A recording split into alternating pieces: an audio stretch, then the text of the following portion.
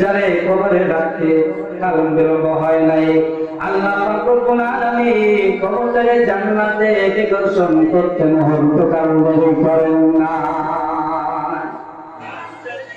অবাক হয়ে গেলাম, আমার বলে কৌতূহল দেখলো, বেটির সাথে একটু কথা বলবো, তার সাথে ডিসকাস করবো, কিন্তু সুযোগ হলো না, বেটিকে পাইলাম না, চলে গিয়েছে। বেশ কিছুদিন পর আবার দেখলাম মানুষেরা খাটিয়ার করে লাশ নিয়ে আসছে, কবর খনন করে আমি বসে রয়েছি। আবার দেখলাম আগের দিন যে মহিলাকে দেখছিলাম ওই মহিলা আবার খাটের পিছন দৌড়ে আসে।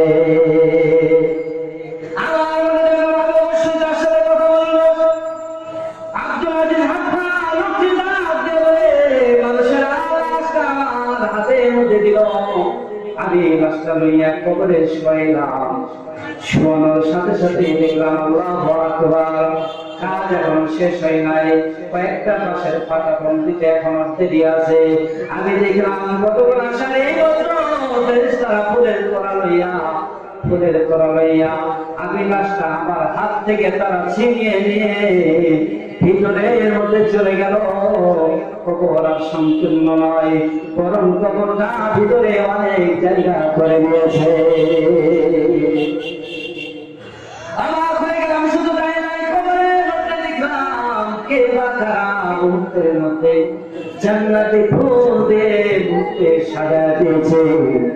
আর কবর থেকে সুগ্রাণ ভেসে আসে, সুগ্রাণ, এত সুগ্রাণ কোনদিন আমি এই সুগ্রাণ কোনদিন পৃথিবীর মধ্যে পাই নাই। সাথে সাথে আমার মনে কৌতূহল জাগলো, আজকে মেয়েটার ছেড়ে দেবো না, অবশ্যই তার সাথে কথা হবে।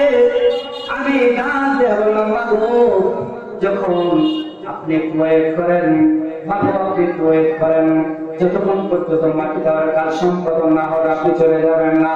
বেটি ওয়েট করলো, কাজ সম্পাদন হওয়ার পর মেয়েটিকে ডাকতে বললাম, মা ও মা বলে দেন, আপনাকে কিছুদিন আগে দেখলাম,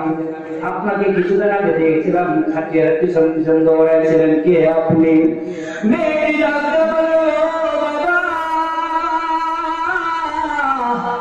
তুমি কি চিনতে পারো না কে এমন ব্যক্তি আছে যে খাটের পিছনে পিছনে দৌড়াবে? পৃথিবীর মধ্যে একজনই মানুষ হতে পারে, সেটা হচ্ছে মা। ঠিক না ব্যক্তি?